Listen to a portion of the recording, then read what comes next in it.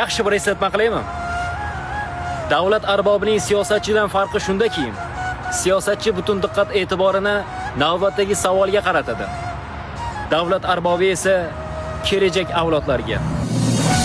Men borman, mana sapchib chiqib, kerak bo'lsa men olaman zimmamga mas'uliyatni deb bolalar chiqsa agar joylarda, bu mana bolalar.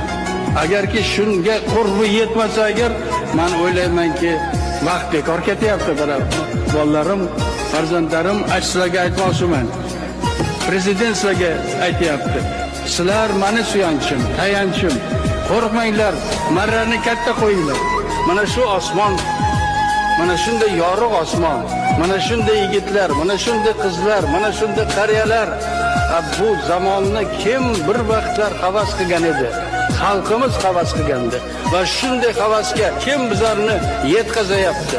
Faqat yaratganimizdan doim so'rab, mana shunday pok bo'lib ertalab so'rasak, albatta bizlarning yo'limizni